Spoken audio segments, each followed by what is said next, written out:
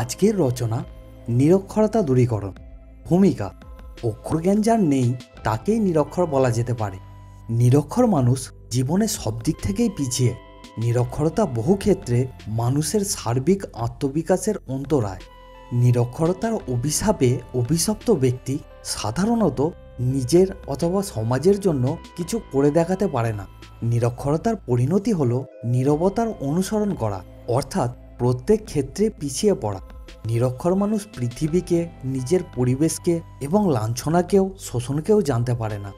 রবীন্দ্রনাথ ঠাকুর বলেছেন, মানুষের অন্ধত্বের মতো নিরক্ষরতা এই দুর্ভাগ্য দেশের হতভাগ্য জনগণের সর্বাপেক্ষা নিষ্ঠুরতম অভিশাপ। নিরক্ষরতার স্বরূপকে বোঝার জন্য আমরা আমাদের দেশ ভারতকে বুঝলেই চলবে, যেখানে মোট জনসংখ্যার 1/3 নিরক্ষর। এই নিরক্ষরতাকে দূর করা একান্ত প্রয়োজনীয়। ভারতের নিরক্ষরতার সেকাল ও একাল। নিরক্ষরতা ভারতের কাছে নতুন কিছু নয়। ভারতের শ্রমিক শ্রেণীর মানুষেরা বোধহয় সেই বৈদিক যুগ থেকেই সাক্ষরতার সংজ্ঞা জানে না। মোগল আমলে ও জনসংখ্যার এক বৃহৎ অংশের অক্ষর জ্ঞান ছিল না। স্ত্রী শিক্ষার প্রচলন ছিল না। ইংরেজ আমলে নিরক্ষরতা প্রবলভাবে বুদ্ধি লাভ করল। ইংরেজরা ভালোভাবে বুঝেছিল যে ভারতীয়রা যদি শিক্ষালাভের সুযোগ পায় তবে তারা বর্তমান পরিস্থিতিকে ভালোভাবে বুঝতে পারবে যে ইংরেজরা তাদের কতখানি ক্ষতি করে দিচ্ছে।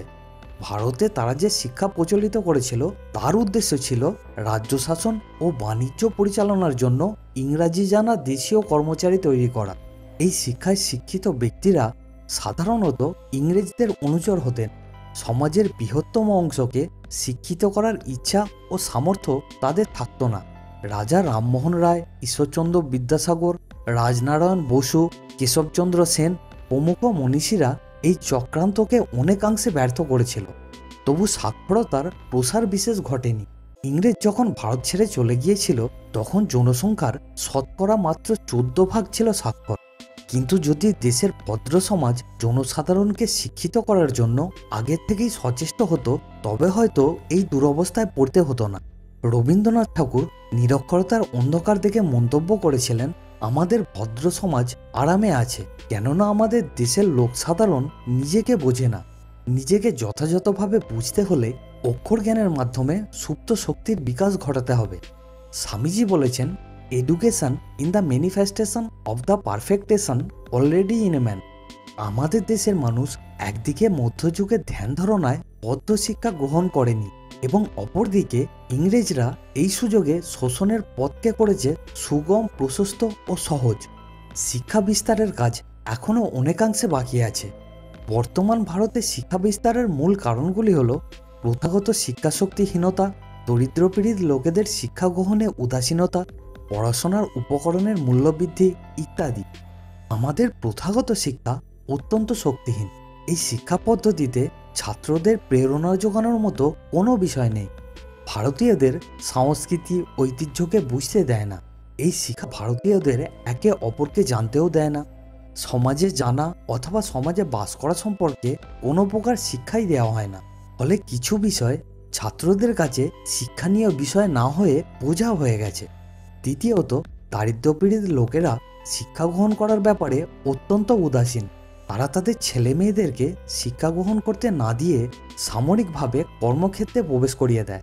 ফলে সরকার এসসি ও এসটিদের শিক্ষিত করে তুলতে গিয়ে যথেষ্টই ব্যর্থ হচ্ছে। তৃতীয়ত, পড়াশোনার উপকরণের মূল্য এতটাই মারাত্মক রকমের বৃদ্ধি পেয়েছে যে দরিদ্র ছাত্রছাত্রীদের শিক্ষা গ্রহণ করা প্রায় অসম্ভব। সরকারের তরফ থেকে যদিও উৎসাহের সীমা নেই, যেমন বহু সংখ্যক বিদ্যালয়ে ছাত্রছাত্রীদের বিনামূল্যে শিক্ষা গ্রহণ করার সুযোগ পায়, তবুও যথাযথভাবে শিক্ষার বিস্তার হয় না। ভালো শিক্ষকের অভাবে এসব কারণে ভারতের জনসংখ্যার এক বৃহৎ অংশটি আজ নিরক্ষর। শিক্ষা বিস্তারের প্রয়োজন ও তার প্রতিকার। বর্তমানে শিক্ষা বিস্তারের প্রয়োজনীয়তা আরও বৃদ্ধি পেয়েছে। বর্তমানে একটি দেশের উন্নতি তার জনসাধারণের ওপর, কিন্তু ভারতে আজ প্রায় 35 কোটি মানুষ অজ্ঞানতার অন্ধকারে নিমজ্জিত। স্কুল, কলেজ, বিশ্ববিদ্যালয় ইত্যাদির সংখ্যা বৃদ্ধি পেয়েছে, কিন্তু সাক্ষরতা সেই হারে বৃদ্ধি পায়নি। কারণ আমাদের শিক্ষা পদ্ধতিতেই গলদ আছে। রবীন্দ্রনাথের মতে নতুনকে ঢালাই করতেছি সেই পুরাতন ছাঁচে। আমাদের লজ্জার বিষয় এই যে ভারতের বহু মানুষ নিজের নাম লিখতেও জানে না, টিপসই করে তাদের চালাতে হয়। এ সকল অজ্ঞ মানুষের ভোটেরও কোনো মূল্য নেই। উপসংহার, এই শিক্ষা থেকে কেউ যেন বঞ্চিত না হয়। সুতরাং প্রত্যেককেই স্মরণ করতে হবে, এইসব ম্লান মুখে দিতে হবে ভাষা, এইসব শ্রান্ত শুষ্ক ভগ্ন বুকে ধনিয়া তুলতে হবে আশা।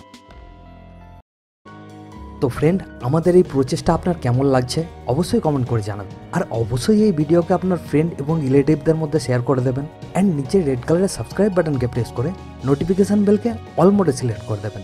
আর ভিডিওকে এন্ড পর্যন্ত দেখার জন্য আপনাকে অনেক অনেক ধন্যবাদ।